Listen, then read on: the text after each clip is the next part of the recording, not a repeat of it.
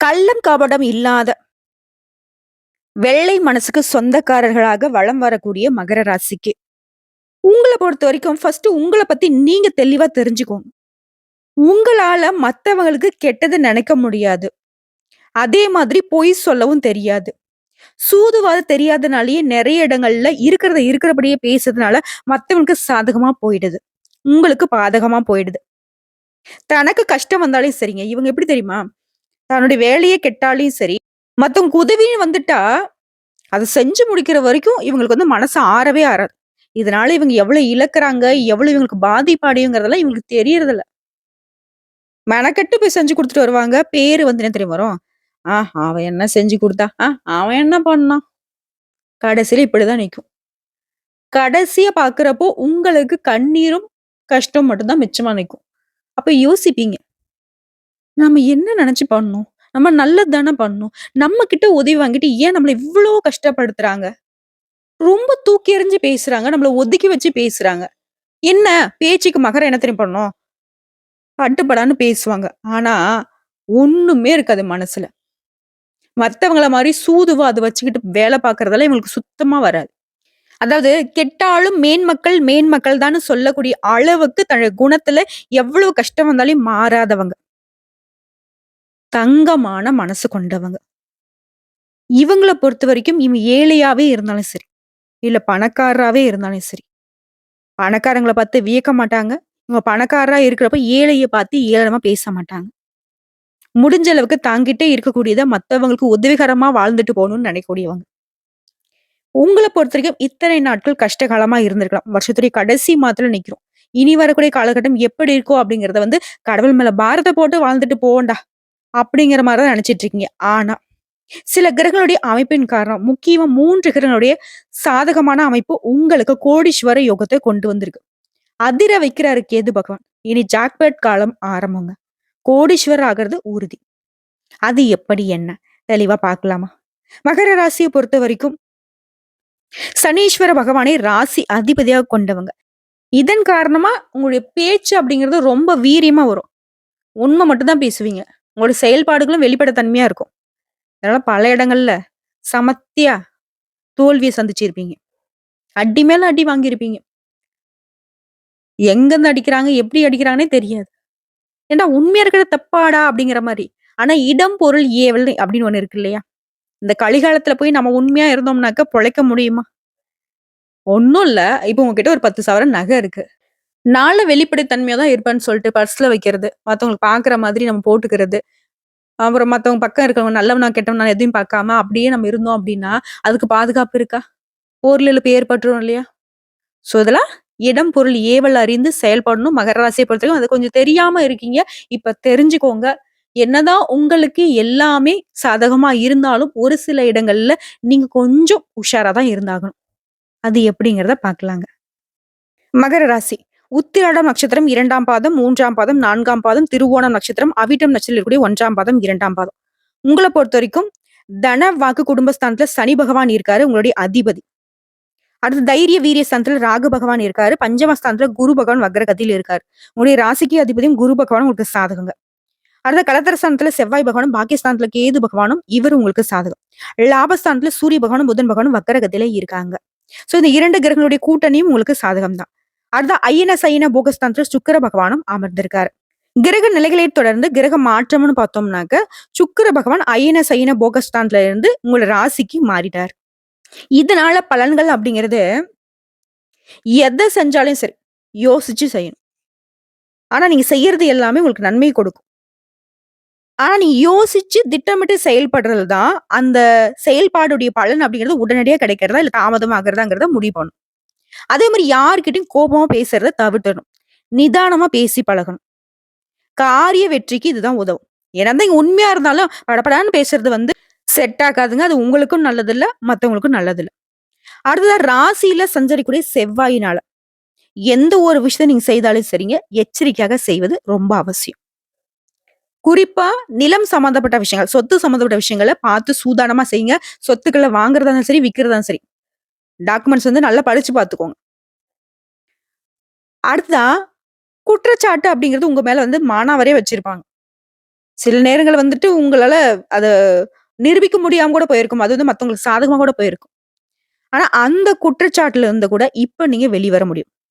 உங்க மேல யாரு குற்றம் சாட்டுனாங்களோ, உங்கள யாரு தப்பா ப்ரொஜெக்ட் பண்ணாங்களோ, அவங்களே அவங்க வாயால ஒத்துப்பாங்க.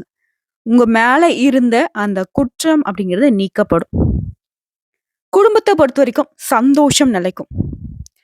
குழந்தைகள் கிட்ட இருந்து வந்த கருத்து வேறுபாடுகள் நீங்கும். உத்தியோகத்துல இருக்கிறவங்களுக்கு சாதகமான காலகட்டம். உங்க வேலை நிமித்தமா வெளியூர் பயணம் மேற்கொள்வதற்கான வாய்ப்பு இருக்கு. அந்த பயணங்களும் உங்களுக்கு சந்தோஷத்தை கொடுக்கும். அதே மாரி வேலை செய்யக்கூடிய இடத்துல இருந்து வந்த மன வருத்தங்கள் நீங்கும். தொழில்லயும் சரி, வியாபாரத்திலயும் சரி மகர ராசிக்காரர்களுக்கு உங்க வாடிக்கையாளர்கிட்ட நிதானமா பேசுங்க. அனுசரிச்சு நடந்துக்கோங்க. அப்பதான் வியாபாரத்துக்கு நல்லது. அடுத்து பெண்கள பொறுத்தவரைக்கும் கோபத்தை தவிர்த்துருங்க. நிதானமா பேசுங்க. காரியத்துக்குள்ள மட்டுமே கண்ணும் கருத்துமா இருங்க. முடிஞ்ச அளவுக்கு உங்களுடைய பர்சனல் விஷயத்த யார்ட்டயும் பகிர்ந்துக்காம இருந்துக்கிறது ரொம்ப நல்லது. அரசியல் துறையில இருக்கவங்களுக்கு உங்க பிரச்சனைகள் விலகும். பதவிகள் தேடி வரும். மாணவர்கள பொறுத்தவரைக்கும் படிப்புல ஆர்வம் அதிகரிக்கும். திட்டமிட்டு பாடங்களை படிப்பதனால வெற்றி நிச்சயங்க. எல்லாமே ஓகேம்மா. அந்த பண பிரச்சனை மட்டும் கொஞ்சம் தீர்மானம் பார்த்து சொல்லேன்.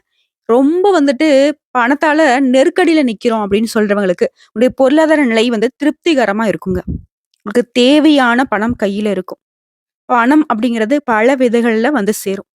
உங்க பணம் வெளியில இருந்தா கூட அந்த பணம் நீங்க கேட்காமலேயே உங்க கைக்கு வரும். தேவையில்லாம செலவுகள் மட்டுமே ரொம்ப தொல்லையா இருந்துச்சு இல்லையா? இனி உங்களுக்கு வரக்கூடிய செலவுகள் எல்லாமே தேவையான செலவு மட்டும் தான் இருக்கும். அதுவும் சுப செலவுகளா மட்டும் தான் இருக்கும். வீண் செலவு, வறிய செலவுலாம் எந்த செலவும் உங்கள தேடி வராது. குடும்பத்த பொறுத்தவரைக்கும் மகிழ்ச்சியான சூழ்நிலை இருக்கும். அதுவே கணவன் மனைவிக்கிடையே வந்து பார்த்தோம்னாக்கா, அந்யோன்யம் அதிகரிக்கும். நீ வேணா, நான் வேணான்னு பிரிஞ்சிருந்தவங்க கூட திரும்பவும் ஒன்று சேர்ந்து சந்தோஷமா வாழ்வதற்கான ஒரு சூழ்நிலை இருக்கு. ஆரோக்கியத்த பொறுத்தவரைக்கும் உடல் ஆரோக்கியம் மேம்படுங்க. சின்ன சின்ன உடல் பாதிப்புகள் இருந்தாலும் அது உடனே சரியாகிடும். உங்கள பொறுத்தவரைக்கும் ஆன்மீக பயணம் மேற்கொள்வதற்கான வாய்ப்புகள் இருக்கு. கடவுள அதிகமா நம்பக்கூடிய உங்களுக்கு, இந்த காலகட்டத்துல மனசுக்கு நிறைவை தரக்கூடிய விதத்துல நெறைய ஆன்மீக பயணங்கள் மேற்கொள்வதற்கான வாய்ப்புகள் தேடி வரும். அடுத்து வேலைக்கு செல்லக்கூடிய அன்பர்களுக்கு, ஆண்களா இருக்கட்டும், பெண்களா இருக்கட்டும், அலுவலகத்துல பணிச்சுமை அதிகரிக்கும். அதற்கேற்ற ஆதாயமும் கிடைக்கும். இதனால உற்சாகமா காணப்படுவீங்க. உங்களுடைய உழைப்புக்கு ஏற்ற அங்கீகாரமும் உண்டு. உழைப்புக்கு ஏற்ற உயர்வும் உண்டு. சொந்தமா தொழில் செய்கிறவங்கள பொறுத்தவரைக்கும், ஆண்களா இருக்கட்டும், பெண்களா இருக்கட்டும், லாபம் அப்படிங்கிறது நீங்க எதிர்பார்த்தத விட அதிகமாவே கிடைக்கும். தொழில் செய்றவங்கள பொறுத்தவரைக்கும் கடைய விரிவுபடுத்தவோ, வேற இடத்துக்கு மாத்தவோ ரொம்ப நாளா பிளான் பண்ணிட்டு இருப்பீங்க. அப்படிப்பட்ட பிளான் எல்லாமே இப்போ உங்களுக்கு சாதகமான சூழ்நிலை இருக்கிறதுனால கட்டாயம் வந்துட்டு நடக்கும். ஆனா என்ன ஒண்ணுனாக்கா பொறுமை கடைப்பிடிக்கணும். மகரத்திற்கு வந்து ஒரே ஒரு ஹிண்ட் தான். நீ நடக்கிறதெல்லாம் நல்லதா நடக்கணும். எல்லா நல்லதுமே என் கையிலேயே நிக்கணும். அதுக்கான பலன நீங்க முழுமையா அனுபவிக்கணும்னு நினைச்சீங்கன்னாக்கா பொறுமை அவசியம். செயல்பாடுகள்லயும் சரி, பேச்சுக்கள்லயும் சரி. அடுத்து குடும்பத்தை ஆளும் பெண்மணிகளுக்கு உங்களுக்கு தேவையான பணம் கிடைக்குங்க. குடும்பத்துல வந்து பிரச்சனை அப்படிங்கிறது இனி இருக்காது. அதுவே அலுவலகத்துக்கு போகக்கூடிய பெண்களுக்கு, உங்களுடைய பணியிடங்கள்ல பொறுப்புகள் கூடும். ஒரு சிலருக்கு பதவி உயர்வுகள் கிடைக்கும். அதற்கு ஏற்றா போல சலுகைகளும் கிடைக்கும். சோ பணியிட சூழலே எல்லாருக்குமே பண விஷயமும் சரி, தொழில் விஷயமும் சரி ரொம்ப சாதகமா இருக்கு. கவலையே வேணாம். இந்த 2 தான் வந்துட்டு பெரும் பிரச்சனையா இருக்கும். மத்த பிரச்சனை கூட பெருசா ஒண்ணும் பாதிப்பை ஏற்படுத்தாது. நீங்க சமாளிக்கக்கூடிய விதத்துல தான் இருந்துச்சு இல்லையா? இப்ப அந்த பிரச்சனையும் சரியாகறதுனால ரொம்பவே உற்சாகமா இருக்க போறீங்க. சோ, இப்ப வரைக்கும் பார்த்தது பொது பலன்ங்க மகர ராசிக்கான. இப்போ வந்து நட்சத்திர பலன்கள பார்க்கலாம். உத்திராடம் நட்சத்திரம் 2ஆம் பாதம், 3ஆம் பாதம், 4ஆம் பாதம். உங்கள பொறுத்தவரைக்கும் அமைதியின்மையால தவிச்சிட்டு இருந்த உங்களுக்கு இப்ப மனசுக்கு அமைதி உண்டாகும். ஒரு விஷயத்துல மட்டும் மகர ராசி உஷாரா இருக்கணும். அடுத்தவங்க பேச்சை கேட்கவே கூடாது. அது உங்களுக்கு நல்லது, குடும்பத்துக்கும் நல்லது. அதே மாரி குடும்பத்துல இருக்கிறவங்க கிட்ட வீண் வாக்குவாதம் பண்ணாதீங்க.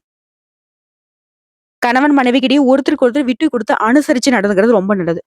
தொழில், வியாபாரத்துல இருக்கிறவங்க திட்டமிட்டு செயலாற்றுறீங்க அப்படின்னாக்க வெற்றி அப்படிங்கிறது எட்டி பிடிச்சிடலாம். வியாபாரத்த பொறுத்தவரைக்கும் போட்டிகள் குறையும். லாபம் அதிகரிக்கும். அடுத்து திருவோணம் நட்சத்திரம். எதிர்பாராத பணவரவு உண்டாகும். திட்டமிட்டு செயல்படுவது நல்லது. உறவுக்காரங்கிட்ட தேவையற்ற வாக்குவாதம் வேணாம். உறவுக்காரங்க அப்படின்னாவே நம்மள கஷ்டப்படுத்தணும். எப்பயாச்சும் ஏதாவது ஒரு விஷயத்துல மாட்டுவோமா, நம்மகிட்ட சண்டை பிடிக்கலாம். ஏதாவது வந்து நம்மள கஷ்டப்படுத்தலாம் தான் வருவாங்க. சோ பார்த்து உஷாரா இருந்துக்கணும்.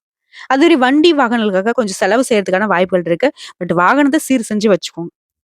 அதே மாரி நட்பு வட்டாரத்த பொறுத்தவரைக்கும் நண்பர்களிடம் இருந்து உதவிகள் கிடைக்கும். குடும்பத்த பொறுத்தவரைக்கும் மூத்த சகோதரர்கள் அவனுடைய உடல் ஆரோக்கியத்துல கவனம் செலுத்துங்க.